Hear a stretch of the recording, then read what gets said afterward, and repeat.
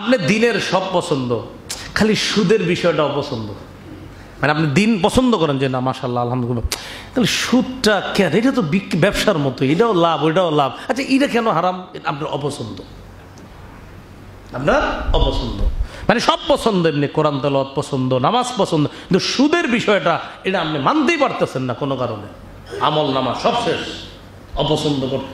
একটা হলো আপনি বুঝতেছেন সুদ হারাম, এরপরেও আপনি এখনো পারতেছেন না ছুটতে, দোয়া করি আপনি ছুটে যান আস্তে আস্তে, কিন্তু আপনি এটা টোটাল অপছন্দ করতেছেন বিষয়টা, না এটা ঠিক করে নেই আল্লাহ, নাউজুবিল্লাহ, এরকম আপনার ভাবসাব। তো কোনো দিনের কোনো বিষয় অপছন্দ করলে আমল বরবাদ। সূরা মুহাম্মদ 9 নম্বর আয়াতে আল্লাহ বলে, যালিকা বিআন্নাহুম কারিহু মা আনজালাল্লাহ ফাআহবাতা আ'মালাহুম। এটা এই কারণে তারা কারিহু অপছন্দ করেছে, মা আনজালাল্লাহ আল্লাহ যা নাজিল করেছে, যে দিন আল্লাহ নাজিল করেছে, এই দিনকে তারা অপছন্দ করেছে। ফাআহবাতা আ'মালাহুম, ফলে আল্লাহ তাদের আমল নামা সব নষ্ট করে দিচ্ছে। তাহলে ভাই কি শিখলাম? দিনের কোনো বিষয় কি অপছন্দ করা যাবে না।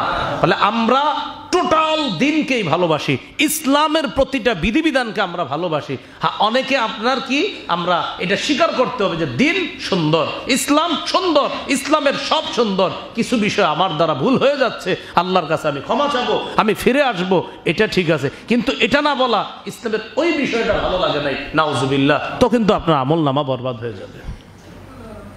এগুলো 5 নাম্বার। তাহলে বিষয়টা বুঝছেন না? একটা হলো অনেকে পাপ করতেছে, স্বীকারও করে এটা আমি ঠিক করি না, আরেকটা হলো সে এটাকে অপছন্দ করে টোটাল, না এটা ঠিক হয়ে নেই, এটা করা যাবে না।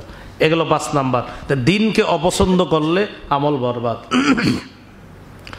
আমল নামা নষ্টের 6 নাম্বার কারণ,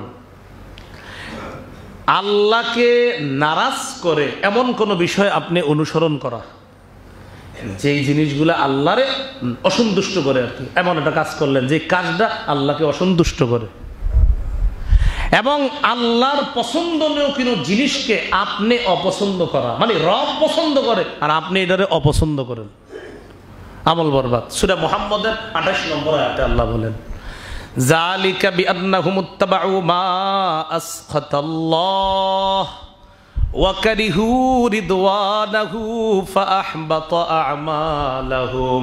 এটা এই কারণে বিআন্নাহুম ইত্তাবাউ, তারা অনুসরণ করেছে, মা ওই জিনিসের, আসখাতাল্লাহ যা আল্লাহকে অসন্তুষ্ট করে, যা আল্লাহকে নারাজ করে, এমন জিনিসের অনুসরণ করে, ওয়া কারিহু রিদওয়ানা, আর তারা অপছন্দ করে আল্লাহর পছন্দকে, তারা অপছন্দ করে আল্লাহর পছন্দকে, তারা অপছন্দ করে আল্লাহর পছন্দ, মানে আল্লাহ একটাতে খুশি হয়, এটা হেরা অপছন্দ করে। তো আল্লাহ বলেন ফাআহবাতা আ'মালাহুম, আল্লাহ তাদের আমল বরবাদ করে দিবে, তাদের আমল আল্লাহ নষ্ট করে দিবে। আল্লাহ আমাদেরকে হেফাজত করেন।